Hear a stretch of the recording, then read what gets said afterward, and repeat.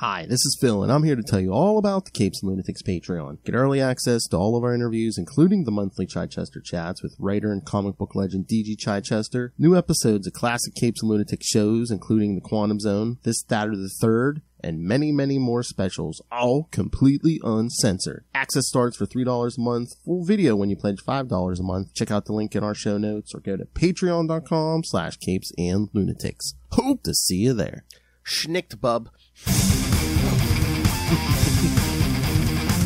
Hello, everyone, and welcome back to another episode of X-Men Classics.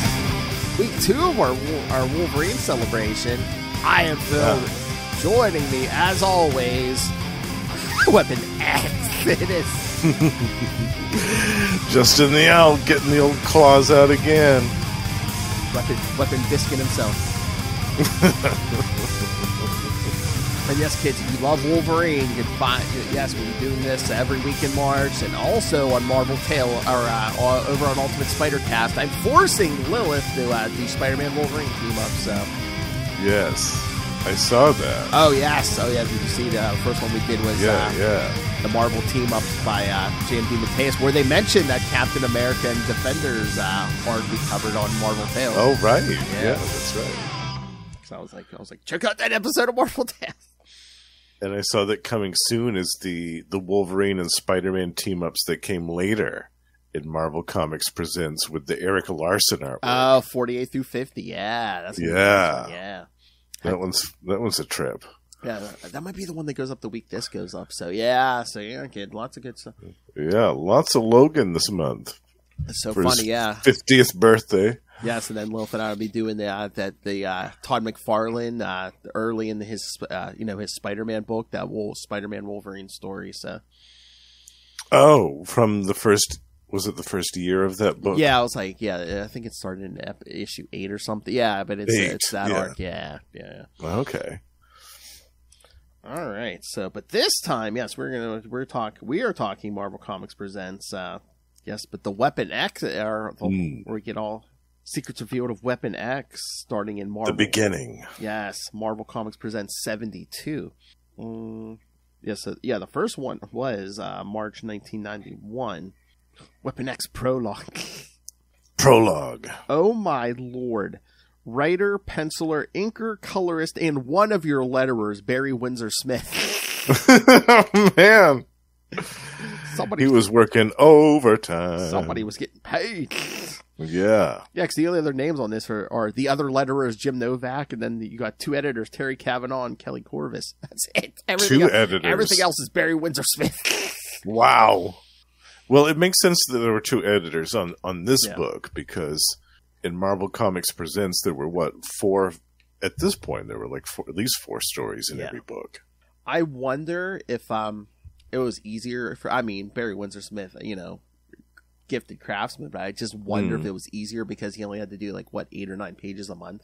Yeah, that makes sense. So. Yeah, and that's great too, because he was able to put some real great depth and detail into this. Yeah, I feel like that was the strength of this format. Whereas if they had tried to do it in a full monthly book, it may have been a challenge to get it out on time, just because of the level of depth and detail that's gone into this. But sometimes that page count hurts you, too, because, wasn't there a Black Panther story at one point? It was oh, God, how many parts was that? 14, 15? Oh, it might have been more than that. I was just oh, my Lord. Sometimes they did go on a bit too long. And this one, too, I felt like could have been trimmed a bit. And in some of these, I wonder if maybe they had planned to try to do full length books of these, and they're no, so they had to cut it up a little bit or something. Possibly, yeah. Because I know that does happen sometimes. Because do you remember the 2 issues of Amazing Spider-Man where Spider-Man fought Firelord? Yes. Yeah. I know when I talked to Ron Frenzel one time, he said that was originally supposed to be a story in an annual. That's right. Yeah, yes. So. Yeah. Well, yeah, we've talked to Terry Cavanaugh before. Next time we talk to him, I'll try to remember to ask him about this Weapon X, and if he remembers editing that, and if it was supposed to be longer or shorter. Or whatever. Yeah. Yeah, I think editing some of these books was the challenge too. Well, I think Mark Waid still wakes up from nightmares from Action Comics Weekly. Night terrors from Action Comics. Well, they put that book out weekly, just that anthology book. And I read somewhere, I think Mark Waid said something like, there was I guess they had to get it out like every Friday or something. And it's like, there was one Friday, him and a couple of them were sitting there working till like the end of the night on a Friday night just to get this thing out. Yeah, it's crazy. And what year was that? Do you remember? It was. I believe it was. Yeah, it was 88 because it was 88. It was like the 50th anniversary of Superman's first appearance in Action Comics. Yeah, I thought it was like 87, 88, 89, somewhere in that range. Yeah, because that thing was like 40 some. They did that for like 40 some issues, I think. I still can't believe that they did that. I remember when Marvel did that in the summers. Oh yeah, they did weekly stuff. Captain America, Spider-Man. Well, that wasn't even weekly. That was like every other week, wasn't it? Oh, it's bi-weekly. You're right. Yes. Yeah. So that was just twice a month. I can't imagine four titles of it. Oh, Russell. Yeah, it's insane. This is the same artist from Conan the Barbarian. Barry Windsor Smith art definitely evolved over the decades. That's true. I mean, absolutely true. I would say 99.9% of the artists, they evolve over time. Meanwhile, got guys like George Perez who came in strong in the beginning and just kept the same level of quality through his whole career. Yeah, I know. Yeah, it definitely depends, but you can see a definite evolution in Barry Windsor Smith. Mm-hmm. And I remember too, he did a great series for the Ultraverse called Rune, which was actually about a villain. The centerpiece was a villain who was kind of like a cosmic vampire type of character, who his big thing was killing superpowered characters and draining them of their life essence. But that was some great Barry Windsor Smith artwork. Oh, nice. Suck. What do you say? Bronze Age was more house style, though, so that might explain it.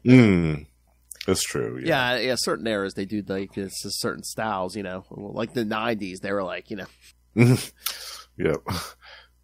Everybody dropped like Rob Liefeld for a while, or Jim Lee, or Eric Larson, or whoever. Can you do a McFarlane, kid? Give us your best Diodato. Nice. Yeah. Can make it more. Give it more Jim Lee X-Men. Yeah. Yeah, that's right. Skin tight, boobs out. I was gonna say there was some Jim Lee boobs there. That's right. Of course I have to hit it. Those boobs scare me. Booty looks good all the time. All right, so why don't we dive into this first one? Yes. Again, kids, it's a lot. It seems like a lot of issues, but like Justin said, each issue only has like 8-9 pages in it. Which, if you go on Marvel Unlimited, that's the only pages you're getting from these issues is the Wolverine ones. Yeah, which is absurd. I'll still go on record as saying that it's ridiculous that they haven't reprinted the rest. How much effort would that take? If you're in there scanning the issue, why don't you just scan the whole damn issue? Yeah. It'd take you all of an hour to do it. Come on now. All right, so yes, like I said, Marvel Comics presents 72. Oh, $1.25 already. Jeez. Yep, they're ramping it up. Yep. So this one opens up. We see the Professor. Yeah. And then basically Wolverine just out and about drinking and doing his usual Logan stuff. Yeah. I think at this point does he say something like he doesn't remember his complete past or yeah, there's some chunks missing. Yeah. And and he is working for some organization, isn't he? Yeah, I forget, did they say was it CIA or he was working for somebody? I can't remember.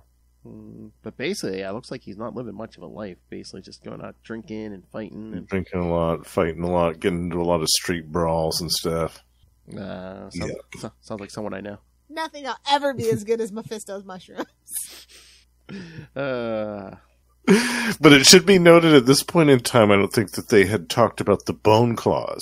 Yeah, no, because again, that was the big reveal, after he gets the adamantium pulled out of him by Magneto. It's like, oh, those claws were always there, even before the adamantium. He always had claws. Yeah, so but in this, there aren't. Yeah, because this is before that reveal, so no one had come up with that yet. So, So when we see Logan... As far as we know, right at this point, all he is a hairy little dude with a giant healing factor. That's it. Yes. He's still a mutant. Like, he has his healing factor. Oh, yes, I did see that. I did share that link, Russell. Yes, you see a guy that says certain writers' stories are being omitted from the Amalgam. I did see that. Yes. The Wonder Man writer. And Green Lantern writer. Mm-hmm. I'm miffed about that, because I want to read a bunch of that Kyle Rayner stuff, damn it. I know. Well, no, you know what? Nah. No, he was on the stuff, I think, right before Kyle Rayner, because Kyle Rayner came in with Emerald Twilight with, like, issue 48. The first 47 in that series aren't on the app because it's him.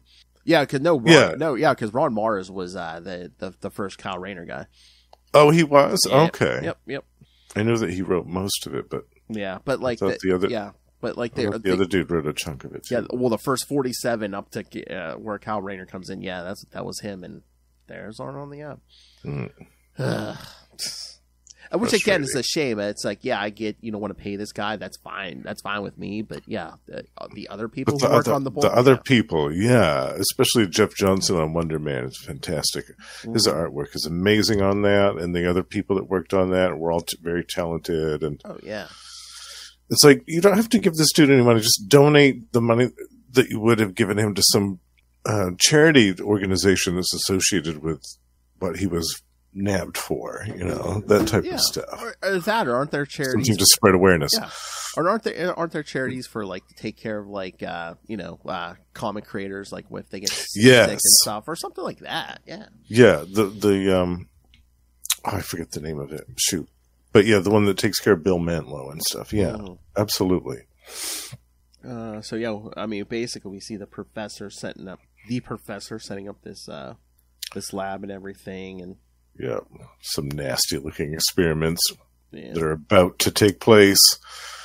So, this whole 9-page thing is really all just set up. Yeah, I could just see Wolverine basically just like existing. Living in squalor, drinking, smoking, fighting. Oh man, look what they robbed us of in issue 73. Look at that corner box. Oh, I know. Don't get me started on that. Who's that Speedo in the corner box there? My favorite biscuit. One way to Biscuit Town. And I can't read it. Yes, thank you. I can't read it, Marvel, because it's not on your app. Yes, Russell. Back me up. Kyle Rayner was all Ron Mars again. Okay. My favorite Green Lantern, Kyle Rayner, who's this year is his 30th anniversary. Yes. Makes me feel old. Yeah. Oh, yes, and he will not be named Roadhog 2099. His other major crime. I forgot. War crime. Don't worry, we don't have to reprint that, huh, Russell? No, we'll leave that one alone, and all that $20.99 unlimited stuff. Good Lord. So 73 opens. We see Logan getting abducted. Yes, he's getting shot with a tranquilizer, and man, he don't have adamantium yet. And they're still like, man, he's heavy for a little guy. It's about to get a whole lot heavier. Yeah. But then he's giving these captors a hard time because he's like, I guess he's fighting off the sedative or whatever. Yeah. I love. They're like, I thought you shot him. I did, point blank. Without the bone claws too. I love it. Yeah. They basically have to like pistol whip him. Well, plus he had gone to Japan at this point, right? I think so. Yeah. So he had learned how to fight even more so over there. Yeah. But the thing with the sedative and stuff, I think they even said that in the 90s when he had his adamantium ripped out. And it's like, because his healing factor is always part of it's always taking care of the adamantium in his body, because that would poison anyone else. So with no adamantium in his body, his healing factor is even stronger. Yeah, because it's constantly working. Yeah.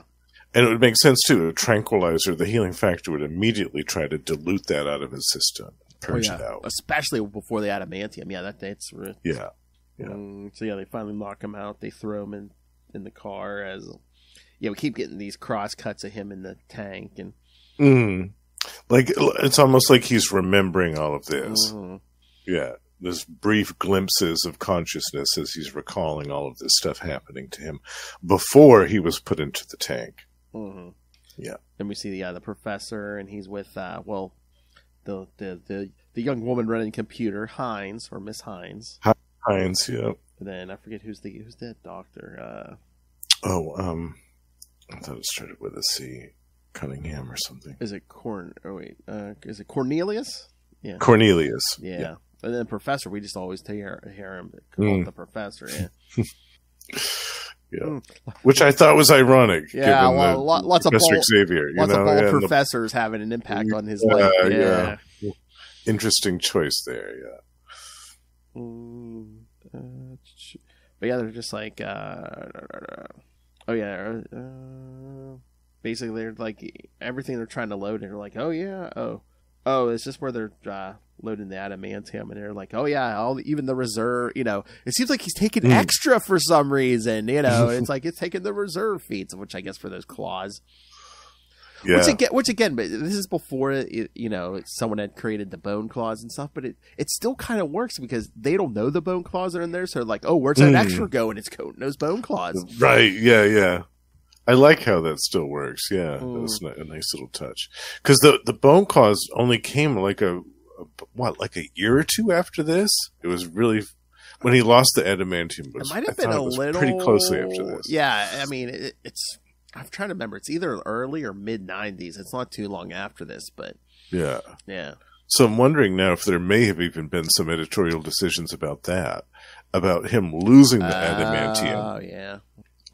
Like saying, let's show how he got it, and then next year we'll take it away from him and see how that changes things. You know what? It had to have been in around 2 years, because what I say, this first one was 1991. Oh, right. And that's the same year X-Men #1 came out, right? Yeah. 91, I think. Yeah. So, I know Magneto ripped them adamantium out of him in X-Men 25. So, oh, okay. Yeah, so it's about 2 years. Yeah. Yeah, I mean, they might have been talking, or, maybe they're just like, there's bone claws in there. Yeah. Yeah. I mean, I kind of like that, because then it's like, they didn't give him his claws. They were always there. Yeah. Oh, yeah, but they're just running all their things, and they're just like, Mr. Logan's been shot at least 5 times and survived each attack. 4 to the trunk, 1 to the leg, and then they're like, but bioscans show nothing in the epidermal or internal scar tissue. Yeah. I wonder why. So yeah, I think this is the. Because Cornelius is like, our Mr. Logan's. We're in the midst of something unprecedented, and Mr. Logan is somewhat more than human. So I think the professor's happy with this, because he's basically like, well, we got more. We're going to get more for our money here. But yeah, he tells them to drain the reserve adamantium, and Cornelius is like, can I ask your advice on something? Just walks out. Yeah. All right. So, anything else, or should we get to 74? Yeah, we can move on to that one. Yeah. This cover. Yeah, I love that. I think that's the cover for the trade paperback collection, isn't it? I think so. If I remember right. I think so. Yeah. It's been a while since I've seen that, but if my memory serves, I think that's the cover. Yeah, this one starts. I mean, we see him in the tank in the first panel on the first page, but then they got him out of the tank. But in some of this, he's out of the tanks, like sitting in a chair, but he's all hooked up to the wires and basically not moving. Electrics. Yeah. You don't have to tell me every time the patient shifts his weight. But yeah, basically, they're working on trying to control him. Basically control him and everything. I love the colors in this too. I love that Barry Windsor-Smith colored his own artwork, because it definitely looks better. Yeah. For some reason than if somebody else had colored it. I don't really know why, but at least to my look at this. Well, when you color and ink your own stuff, I guess you can be like, you can decide how, do I need to ink this more or color, there's the mix is all you, so it's right. You get complete control over the outcome, and sometimes it's a good thing, and it definitely works here. But yeah, I mean, they're trying to keep control of Logan, but then they send the one guy into the lab, check on something, and basically gets killed. He gets killed by Logan. Oops. Oh yeah, because I think this is this like the first time he's popping the adamantium claws. Yeah. Like, what was that? And then wasn't this the point? Or no, was that early on in the X-Men? There was some point where they're like it might have even been Claremont early in the X-Men where he was trying to decide, how those claws came out and were the like the thing, like the channels for the claws basically just built into his hand, or was that just on the glove, and were they just popping right out of his skin? Because I think they said they're having talks about stuff like that in this series too. Mm-hmm. Because it shows a lot of blood on his hands. Yeah. Like it's those at first those claws when they come out are just tearing their way through his flesh and tendons and stuff. Oh, okay. I forgot about this. Yeah, because that's why Russell probably brought up he who will not be named, because he's one of the other writers on one of these other stories in this issue. Oh, okay. Yeah. That explains some of that. Okay. So explain this to me. So in Marvel Comics, on the Marvel app, they only have the Wolverine story in these issues, but they'll list every writer of every story in this of this issue. Oh, they'll list all the other creators. Yeah, it's like Barry Windsor Smith, he will not be named, Scott Lobdell.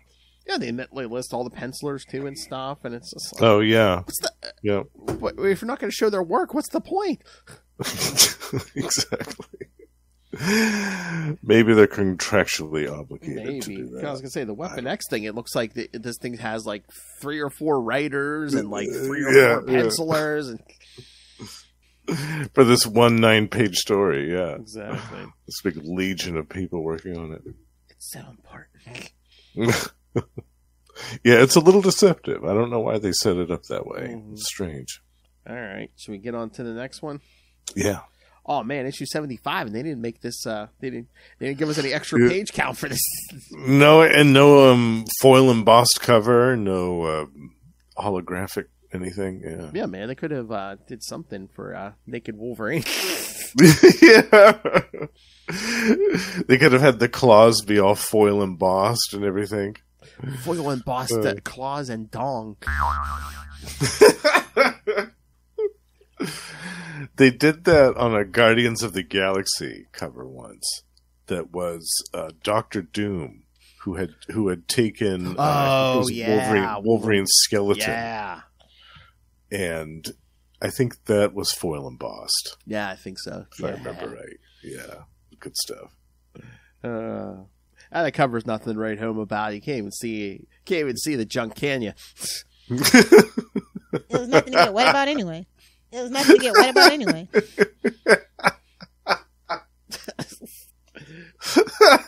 Nah, she likes him tall. She likes him young, tall, and dumb as hell. And lots of stamina. Small IQ and big. Yeah, well, those are usually the best kinds of packages. Usually. Not always. Yeah, you said best package. All right. And then, so 75 opens. Cornelius is telling the professor basically how Wolverine went nuts after he killed that first guy and basically came through the observation window and stuff. He could have killed us all. I met his eyes for a second, filled with hate and fury. But I couldn't tell if it was some animal bloodlust or the horror at what we had done to him.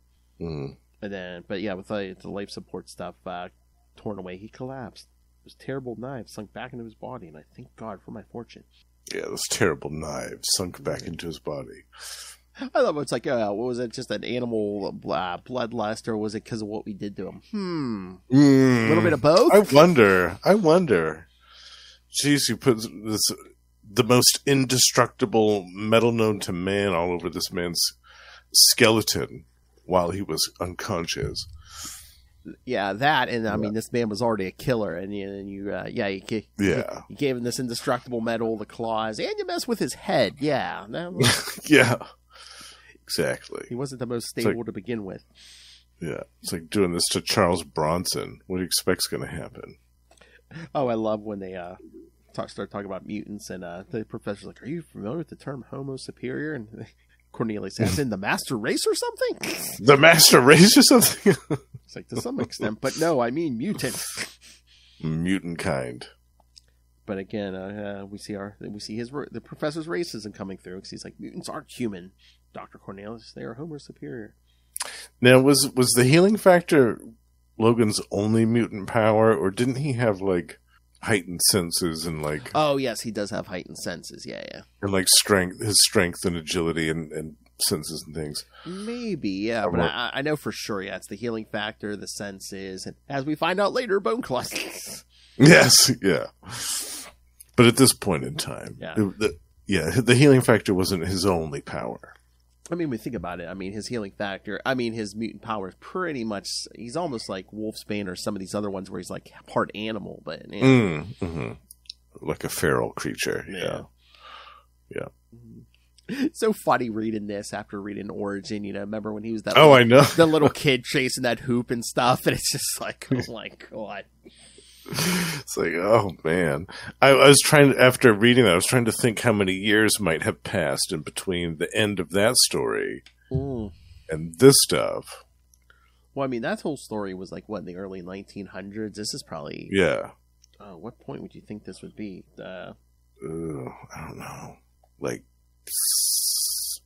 60s, maybe? Maybe, yeah, maybe. I Probably not to can't. date it, but you would think it would probably have to be like, again, with sliding time, it's weird, because I was going to say, he showed up in the X-Men in the 70s, but yeah, again, sliding time, It's more like how many decades passed. Yeah. Rather than what decade was it?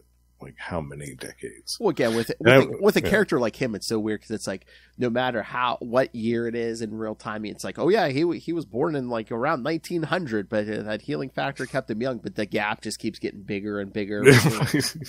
Yeah. That's exactly. Like Captain America when he went in the ice originally, he got revived in the 60s. I was in the ice for 20 years. Now it's like, it's like, I was in the ice for like 80 years. 100 years. Yeah. Yeah, I love it. I tell you, it's Immortus. He's behind all of it. The sliding time scale in the Marvel universe, it's all Immortus. I doubt if he even suffered hangovers. There's his superpower. Yeah. This is a little hellfire. That's the time that Logan hates his healing factor. He can't get drunk anymore. Oh, me and Lilith were talking about the X-Men 97 trailer yesterday. Oh yeah, I don't know if you saw it, but yeah, instead of like smoking a cigar in his mouth, now he's a toothpick in his mouth. Yes. Yeah. Yep. No more smoking. Nope. Yep. It'd be funny if he was chewing some Nicorette gum. I came here to chew some gum and kick some ass, bub, and I'm all out of gum. He's got a bunch of nicotine patches all over him because his healing factor keeps running through him. He's completely plastered in them. Oh God. Then they have Wolverine kind of tied up, and then he starts cutting himself out again, and then. Yeah. They can't keep him restrained for very long, as it turns out. Don't they gas him?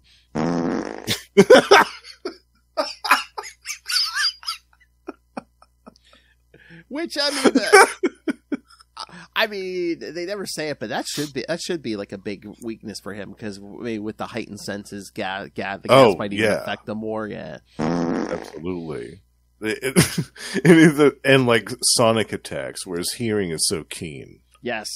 Like sonic attacks should be also debilitating. Yeah, like him and Matt Murdock. Yeah, they should be getting taken out by Yeah. And also Bright Stuff, where his vision is so keen. Mm-hmm. Like I could see like really super bright lights doing a number on him. It was nice when we covered that me and Lil covered that Marvel team up, because like the first one starts with him like in the woods, but instead of hunting, he sneaks up on a deer, and he's like, "Oh, if I can sneak up on you, I can sneak up on anybody." Yeah, he wasn't hunting or anything. He just snuck up behind him, like, "Here you go." Yeah. Yeah. Yeah, I was gonna say that was Jan DeMatteis. I wouldn't expect him to write anything with like animal cruelty or anything. Yeah, I love that. Oh yeah, Professor. We see plenty of that in this story. Though. Jeez.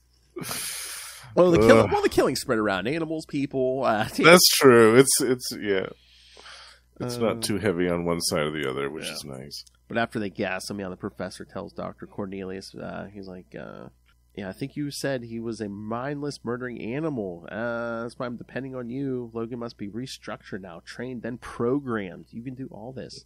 Manipulation of the mindless. It is your calling, Dr. Cornelius. Manipulation of the mindless. Or so they think. Manipulation of the mindless. All right, I'm not going to make any political comments. Yeah, anybody want any gold sneakers?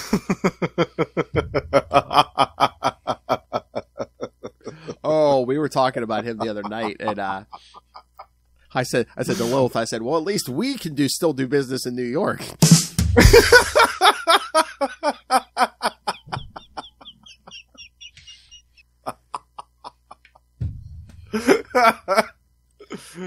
Yeah, and neither one of you are cash poor either.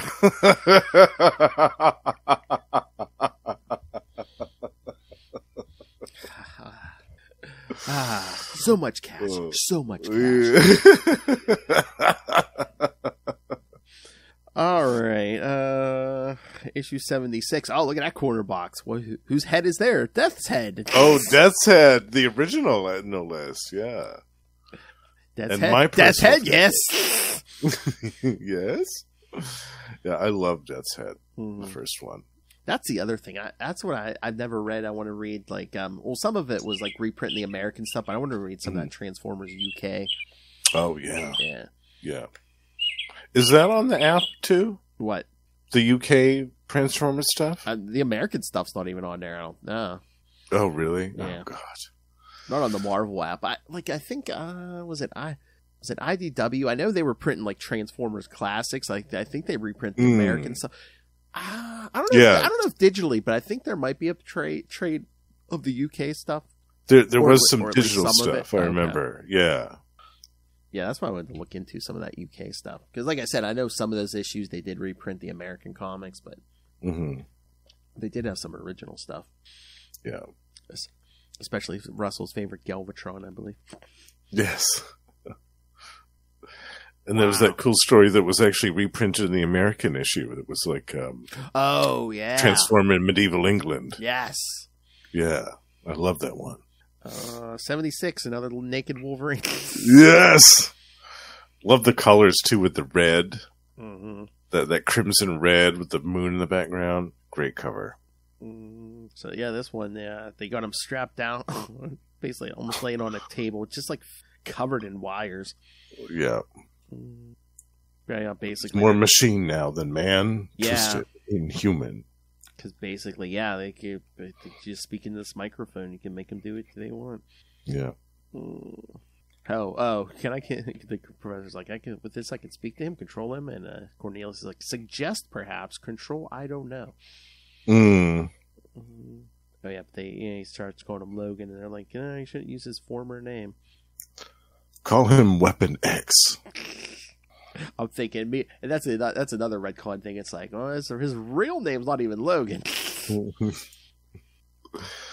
Although that would stir up memories of the past, though. So.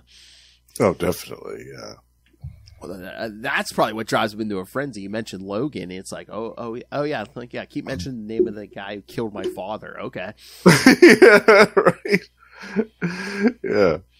Why don't you call me Dog while you're at it? See how good that happens. That's all. See how well that goes. That's always the trigger to dead parents. Batman, my favorite character. Absolutely.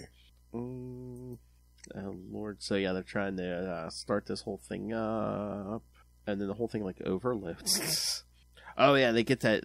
I guess we're basically seeing the images of what Logan, how he sees himself, maybe, or That's kind of how I took it. Like, almost like this skeletal creature with all these like spikes and claws, spines and stuff coming out of it.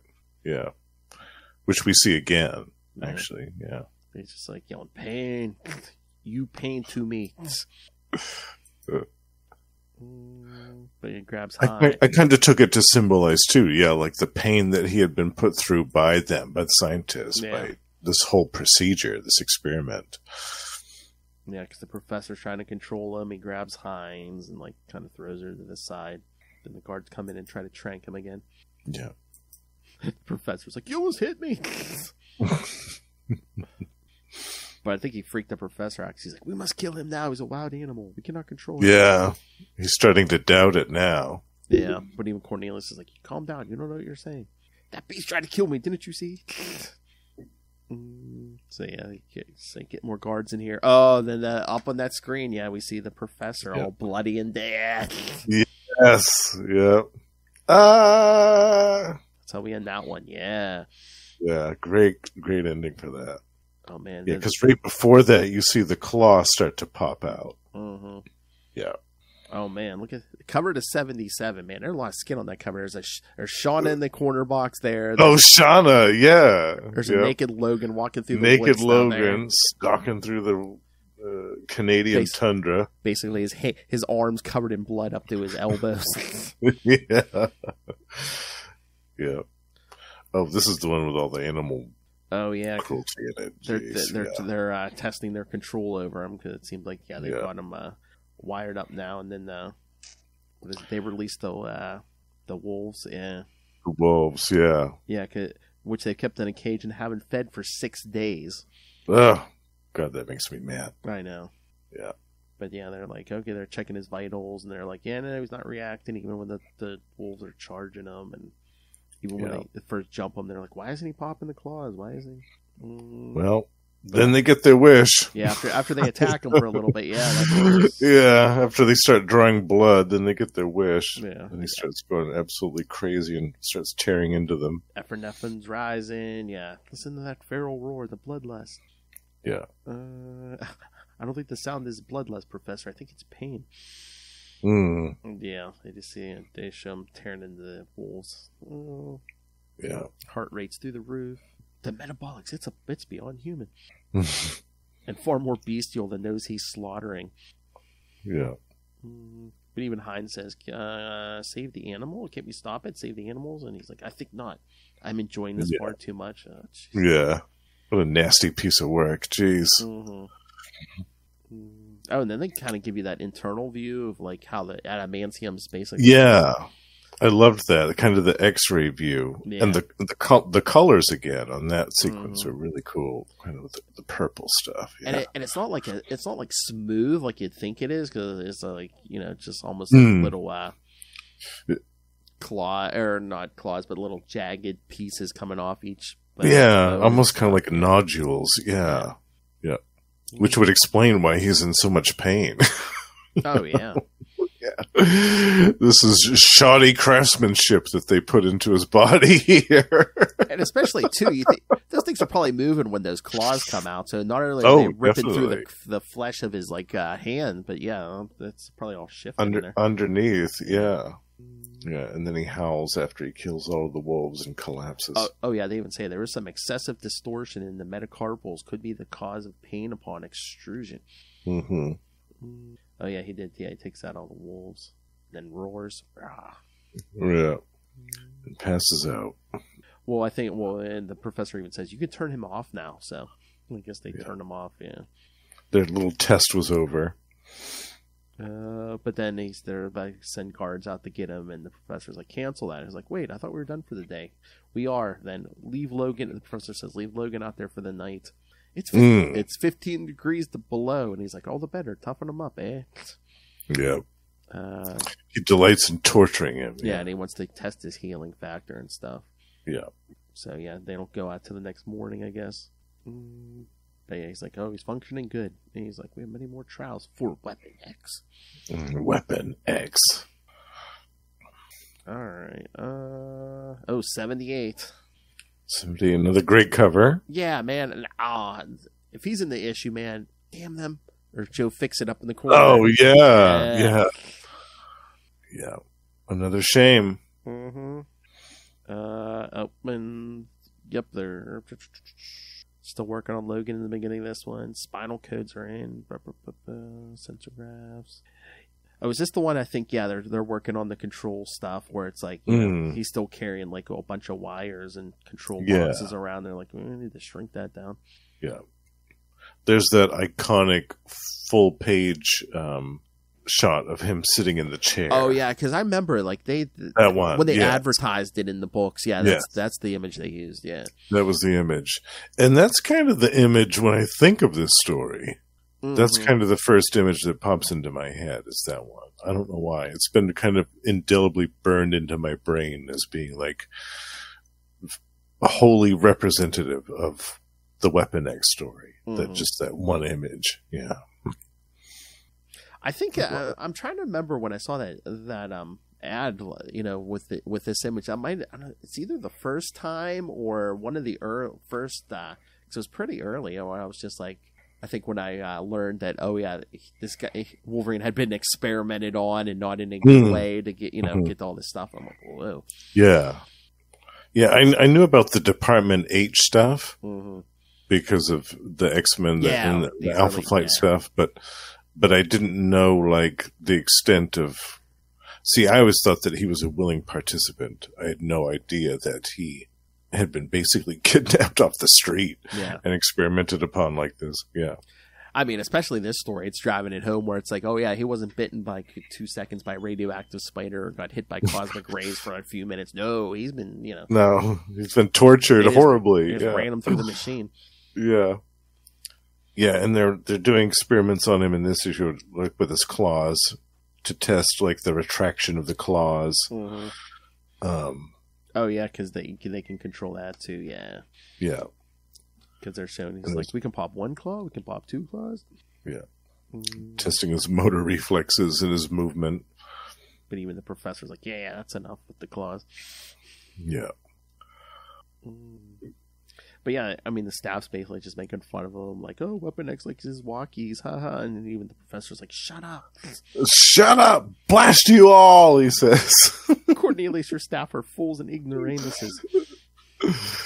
Yeah. These Canadian technicians here. Long words, yeah. Where's Eugene Judd, eh? He don't. They didn't give a puck this time. It's so funny. Like they're taunting like Wolverine, but meanwhile the professor's like, I've never been so insulted. Yeah. Oh, I'm sorry. He's taking it personal because apparently the Weapon X falls back on him, where it's his project. But no, the professor's saying, I have to know this is safe. And, he's still worried about Wolverine coming for him and stuff. So, I mean, Wolverine's just passed out on the floor. And Cornelius says, we'll send someone, they're going to send people in for him. And then he's like, that's enough for today. So I'll send the Wranglers in. But the professor's standing there and wants to make sure he just pours his coffee or whatever on Wolverine's head. Yeah. His hot coffee, too. You can still see steam rising off it. And there's no movement from him. Yeah, Wolverine even after that. Yeah. I felt like this was one of the issues that could have been trimmed out. Yeah, Like this, there wasn't really a whole... They could have done everything that happened in this issue in a span of a couple of pages in another one. Yeah, a lot of it is just like detail-oriented and a lot of torture porn, basically. Just, Right. Oh, you thought it was bad? It's worse. That Weapon X was worse than you think. Yeah, right. Yeah. Oh, here's the image I think of when I think Weapon X, with him with that helmet on. Oh yes, that too. Yeah. And then the Wolverine versus Predator series recently from Marvel that came out just a few months ago. They tried to tie the Predator's technology into that helmet. And saying that the Department H got their hands on that technology and adapted it to the Weapon X program. Yeah, I did find one issue. I did read one of those issues. Yeah, I did see they were trying to tie it into Weapon X and so. Yeah, Russell even said, "You missed the part." Yeah, there we go. Yeah, look at the shiny skull. Yeah, that was a little segue in the midst of all this, apparently.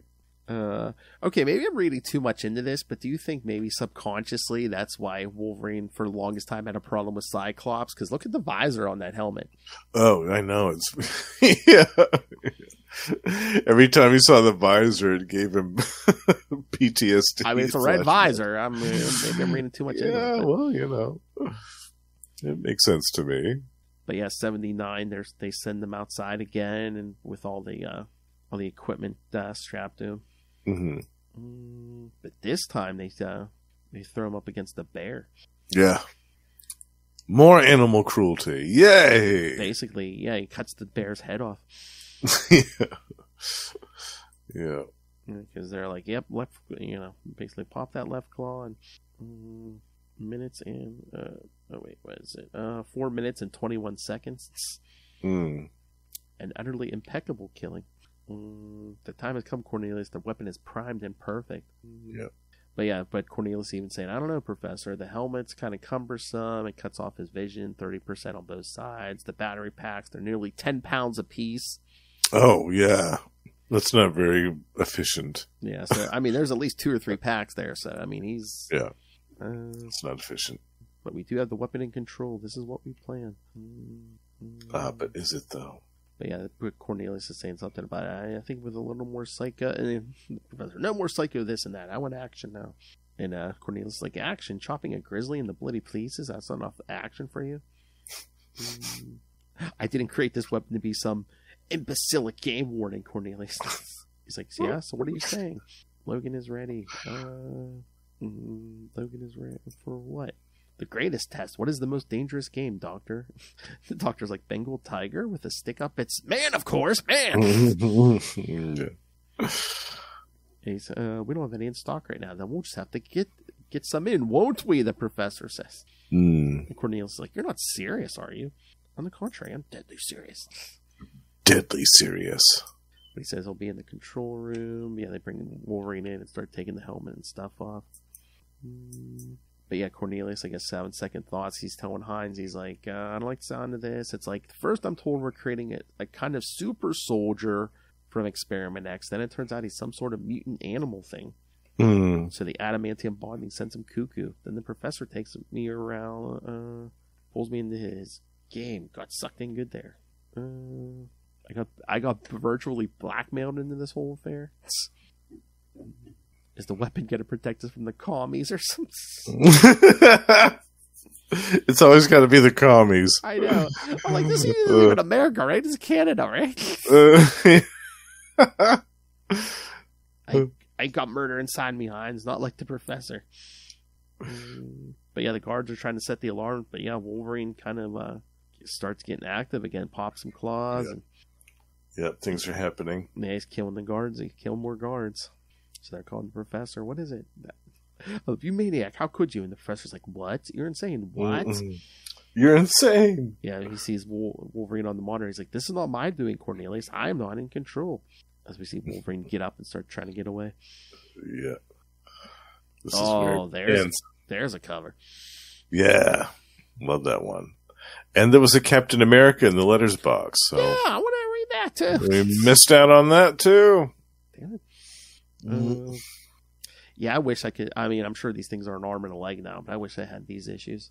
For the other stories too, because again, I have the Weapon X in trade, but I've got a bunch of these. I might go back and get a pile of these. I bet they're pretty cheap. Yeah, last summer, I was getting as many back issues as I could, but of course, you can't find these Weapon X issues.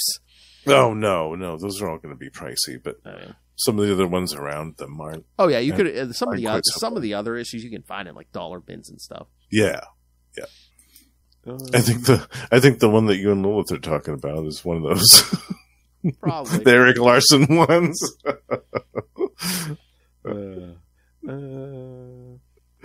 So yeah, Weapon X is now attacking all the guards and stuff. Yeah, we're up to issue 80. He's not messing around anymore. Yeah, so this started in issue 72. Now we're up to issue 80. So I mean, this thing's been going on for 2 months now.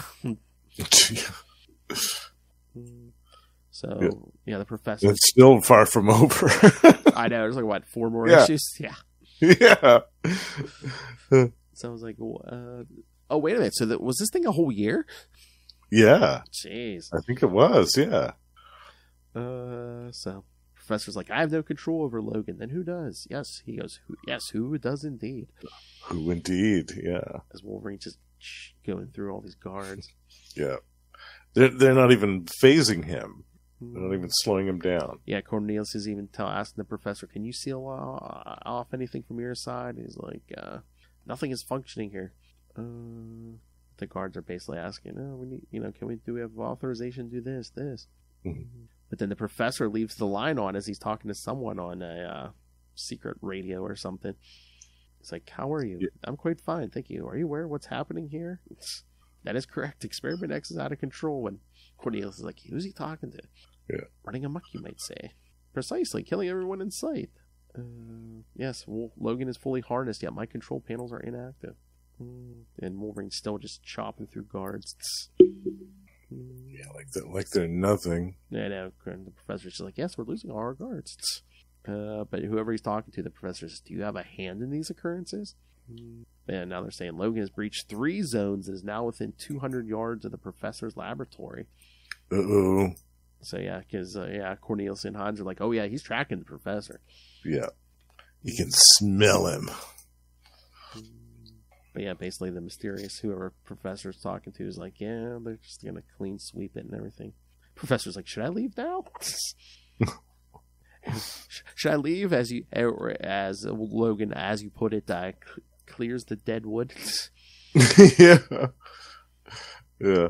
But yeah, then Logan comes through the floor, and a bunch of guards show up. Of course, Wolverine's going through them, and the Professor's just yelling, "Kill him now! Kill Weapon X!" Yeah, like that's gonna happen. Yeah, I know. He should have realized after the first 24 guards didn't have any effect on him. The second 24 aren't going to either. I know. So any thought? I mean, we're going through these kind of quick. Any thoughts on this so far? Justin? Don't tell me I lost you. The colors are great. I think we had a little bit of lag there. Yeah. I love the art is great. The colors are great. The dialogue is great. Like I said, the only complaint I had was just a couple of these issues could have gotten truncated a little bit. Yeah, edited down a little bit, or some of them could have been removed entirely. Because I think this is a year-long story. So yeah, I was going to say, are we getting bogged down in some of the details a little too much? Or is that them trying to drag it out for a year? Yeah. But that's my only complaint. I think about this. Yeah. All right, 81. Cornelius with a yeah, great cover. Damn it, we had a Daredevil story. Oh yeah, that might have been a DG Chichester one too. Yeah, I don't. Let's see. I'll tell you right away because again, we list all the writers. No, I don't think because the only writers they have listed are Barry Windsor Smith, Dave Cockrum, and he who will not be named. Oh, okay. So, yeah. Wonder if Dave Cockrum did the Daredevil one. Oh, maybe. Wait, I might have been on the wrong issue. Hold on. Let's see. No. No, this. Wait a minute. I don't even see Barry Windsor Smith listed for issue 81. Oh no. For the cover. What the heck? No, because Dana Mooreshead, Robert Denatal, and Steve Ditko are the writers listed. Okay. Oh, maybe it was a Steve Ditko. Oh, yeah, there was a Steve Ditko War God Part 2. Okay. Whatever that is. Stupid Marvel Unlimited. They list all the credits, like I said, for every story, but then right above it says, note, this issue only contains the Weapon X story by Barry Windsor Smith. Yeah. Oh man, I remember this. You know what? I think on one of the trades, I think they did put this image maybe on the front of him just ripping through his guards. Like, yes, I remember that image too. Very vividly. Yeah. But basically, the professor comes running out. He survived. I mean, he's covered in guard blood, but he lost an arm. He's down an arm. Yeah. I love that too, because you finally see the professor panicking, really panicking for the first time. I love one of the guards, whoever says, "A stretcher's coming, sir. Lay down, please." He's like, "I don't need a stretcher, you fool. It's my hand, not my leg." It's my hand, not my leg. Yeah. But yeah, Hines is like, "Here, give me your tie." She's gonna tie it off, tourniquet. Yeah. But they're like, the professor's like, "We must get to the adamantium reactor hold.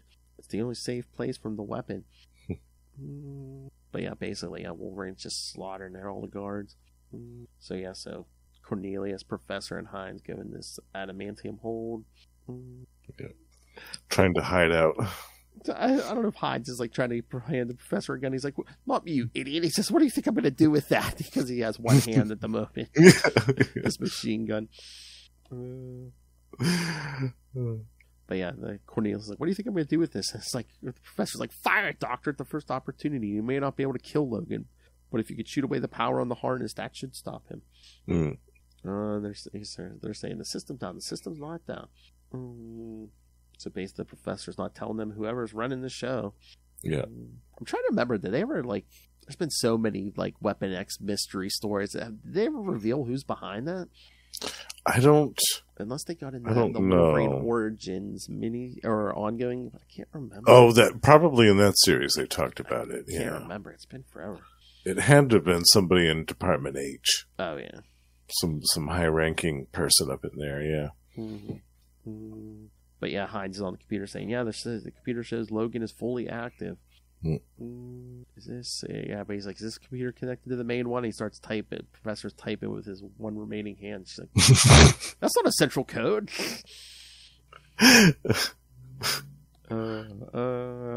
Now there's a panel. Yeah. Logan running down the hall. Yeah. Yeah. He is ready for some revenge. Yeah, but the professor's trying to call his mysterious bosses. He's like, "Answer, please respond. Oh God, I beg you, please answer." As he's bleeding to death. I know. And then you see Logan starting to almost cut through that vault door or whatever. Yeah, slicing right through the door. Oh yeah, you see those claws start coming through. Yeah. Logan's inside now. Yeah, there's no power. The turbines for the adamantium reactor are shut down. Oh, there you go. Because then the Wolverine shows up right in front of the professor there. Yeah, that's a great page. Man, look at that hair.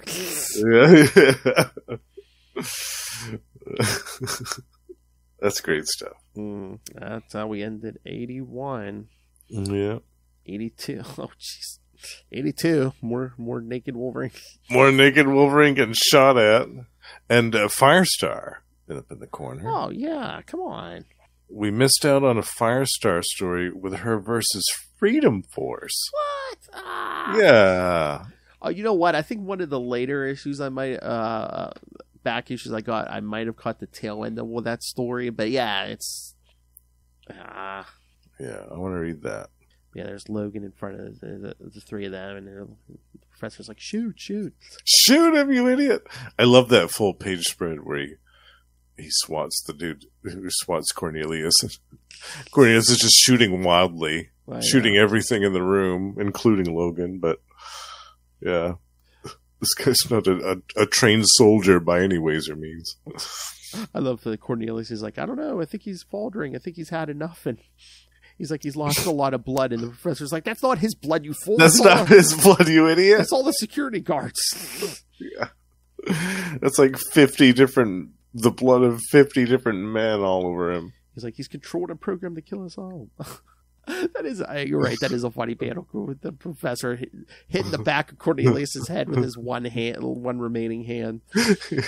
So the Cornelius accidentally opens fire on Wolverine, knocks him down, but then he gets up and. Yep. And that's it for the Doctor. So then he's still following Professor and Hines, and oh my God, he throws her into that reactor.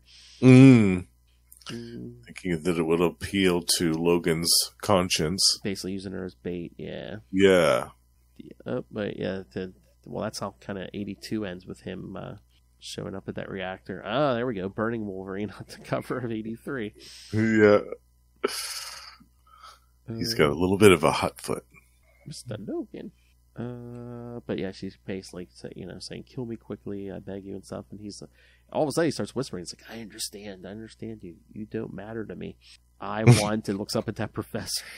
And she goes, no, he did it. He opened the fission gate. Boy, boy, we almost get full Wolverine there. Jeez. Yeah. Run, Mr. Logan. If those shadows hadn't been there, then we would have seen everything. Shadows, hair. A little bit of nuts and berries. Oh, my.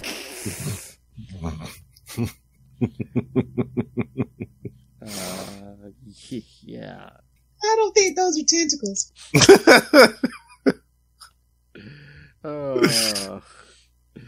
Kind of saw what? Couple of balls down the gob.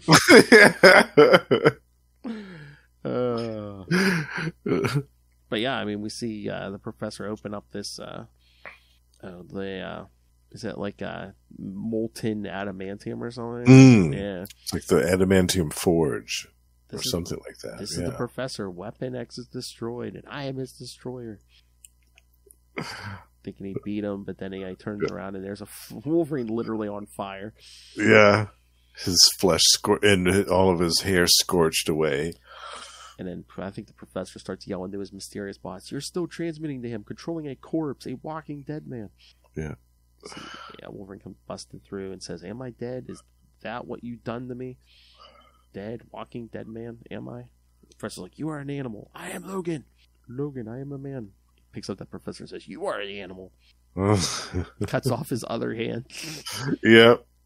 While he's desperately trying to get more help. Yeah. You think that makes us even? Well, it don't. And it looks like he's killing the professor. It looks like he's stabbing him right through the head. Well, he pops out one claw at a time. Mm-hmm. Yeah, he kills him pretty slow. Oh yeah, taking his time. Yeah, which after what he did to him, I can't say I really blame him that much. All right, let's get to this last one here. 84, which is basically kind of a prologue. I don't know. So yeah, we see Logan holding the dead professor, and then he throws him in that furnace. I don't know. Is this a prologue? Because I mean, at the end, we see. It's a simulation. Yeah, it's a simulation. Yeah. Yeah, all of that stuff's well. See, when I first read this, I didn't read it in order, and I didn't read this last issue, so I thought that the previous issue was the end, and that what happened after was like an epilogue. But this issue to me feels kind of like an epilogue in that, I mean, if it was really a simulation the whole time, then how did Logan know about all of the stuff that happened with the professor and Hines, like their dialogue when he wasn't around? Like, how was that? I wasn't, part of the simulation? I mean, unless, I guess it just depends what they programmed into the scenario, but yeah, it's... Yeah, I don't know. It was a little weird to me. It almost feels like it's like they wanted to end it there, but like, no, you got one more issue. Yeah, you got one more issue. You got to find some other way to do it. This red herring ending, I didn't really like it. The fact that it was a simulation, and that because the previous ending is a lot more satisfying to me. He gets the professor, he gets his revenge on him, and then it's like, well, the same thing kind of happens again. But you don't see it this time, and we get this added exposition with the whole thing being a computer-generated simulation in Logan's head. Yeah, because I mean, it looks like everyone's dead, and he's running away to escape. Then he's freaking out and hallucinating. But then, so when he wakes up, I mean, is this is this tiger thing is real now, or is that real? The thing that he fights with. Yeah, that's what I took it to be. Yeah, because it seems like he wakes back up and it was outside. Yeah. But then they send the guards out, which again, because thanks to the simulation, I guess they still think they have control. But Logan does slaughter the guards who go to get him, and yeah, like you said at the end, we're kind of back where we started, because it's like he rips through the door and starts coming at the professor and all them. But it's like, well, we don't see what happens. Right. It's not as satisfying as a conclusion. Or is that intentional, where we don't see him kill them? So it's like, well, if we wanted to bring back the professor or any of them, we could, because we don't see a body. Maybe, yeah. Maybe they were thinking ahead to the future, which it's entirely possible that the professor was brought back. You know, I don't know. Yeah. I just wonder if there were talks. I mean, especially if this thing was selling well, where they just like, was Barry Windsor Smith going to kill the professor off? And they're like, nah, can I leave it vague so we have some wiggle room? Yeah. And in the previous ending, there was no way that could have been vague. Oh, yeah. His fate in that was pretty obvious. The claws through the head, yeah. Yeah. And hurling his body into the reactor afterwards. Well, yeah, it's weird because, we don't see what happens with the professor and them, but then they give us that epilogue. It's just him, like, walking through the snow and stuff. Yeah. Although they to seem me, to it feels like an epilogue. The whole issue feels like a weird epilogue. Yeah. And I mean, they kind of hint at the professor's death with those bloody glasses, but yeah, right. Again, is it a hallucination or an implication? Yeah, we don't know. Yeah, we don't know. And that last panel basically looks like the lab's burning or something. So sometimes, depending on the story, it is a stronger mechanism to not show what happens and to leave it ambiguous and vague, so that let everyone's imagination do all the work. Yeah, exactly. And I like that.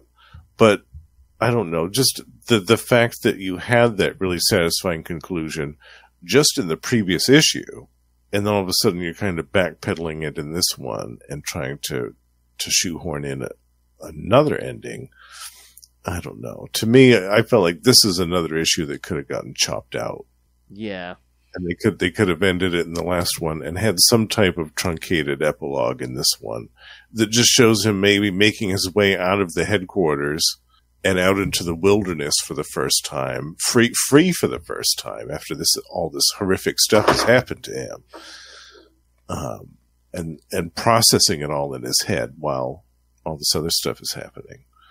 I don't know. This issue to me felt like another one that could have gotten clipped out.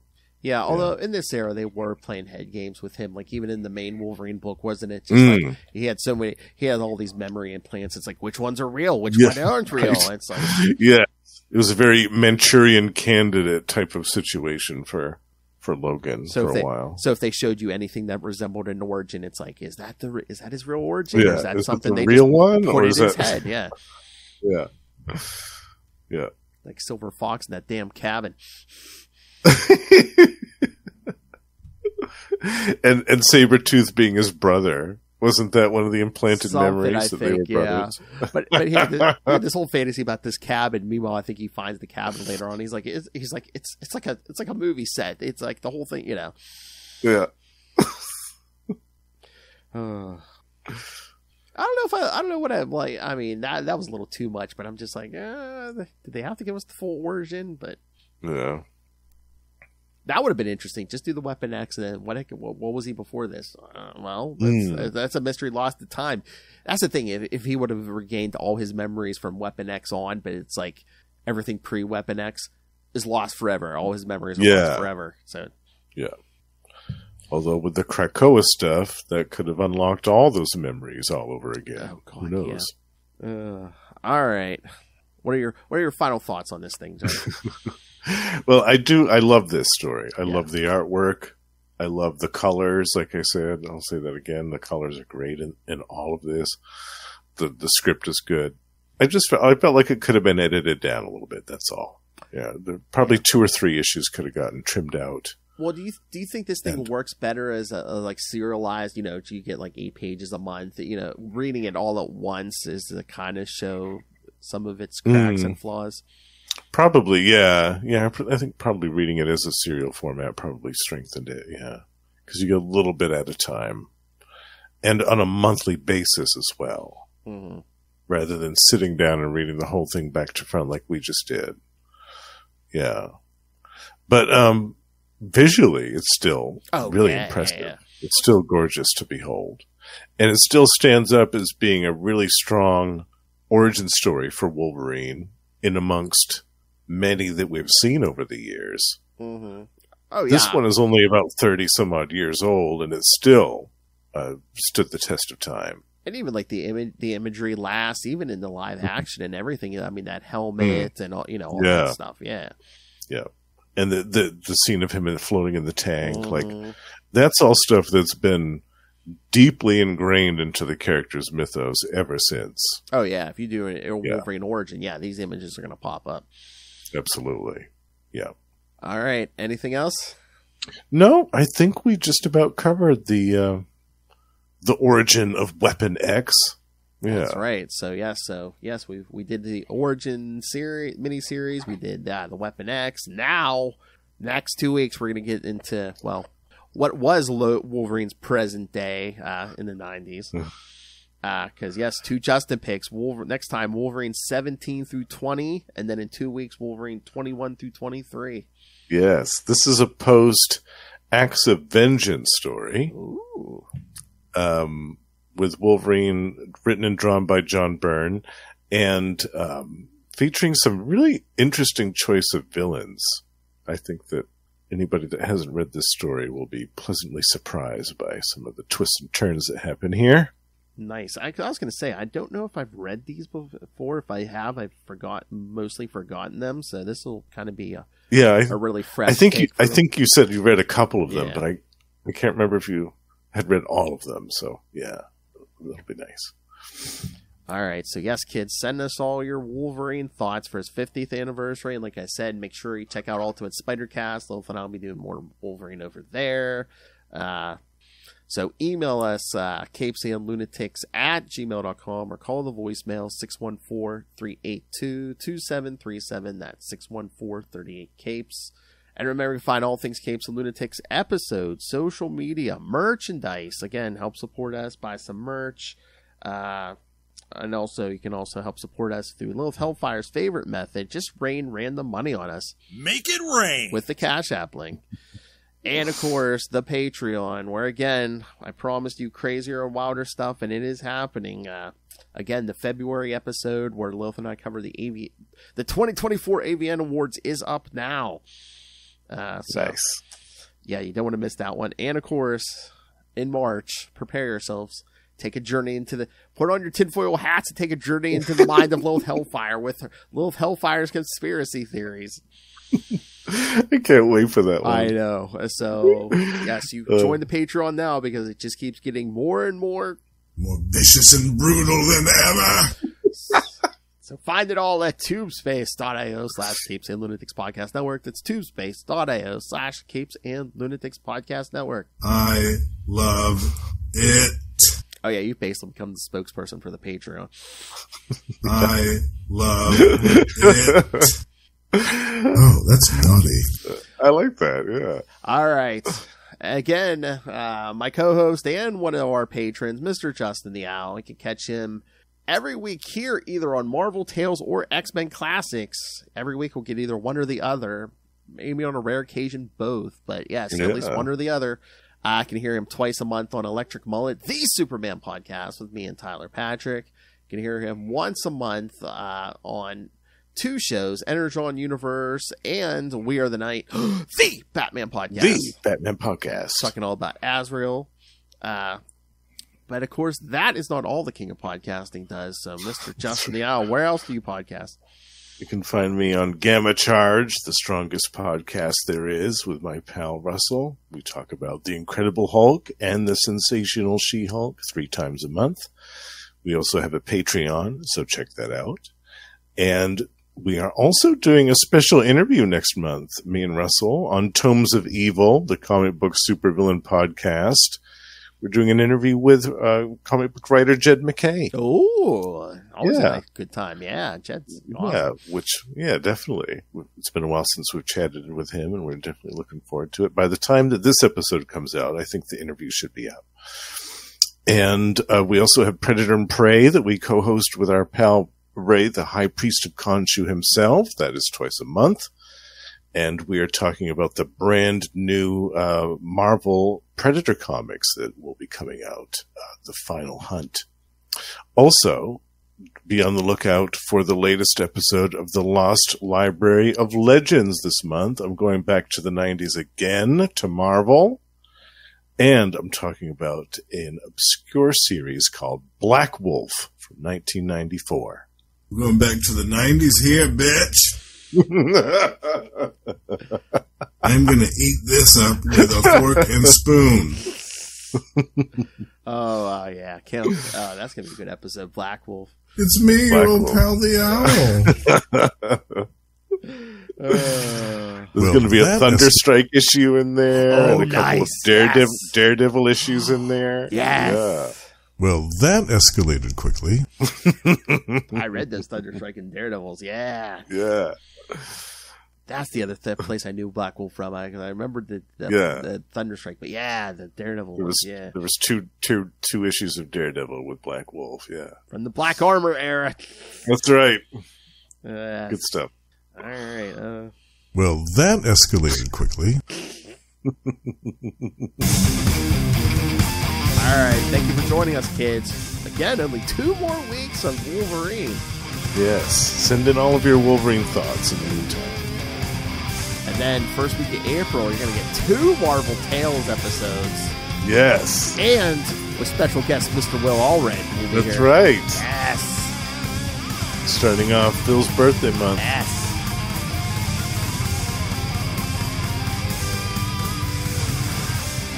Double biscuits for me.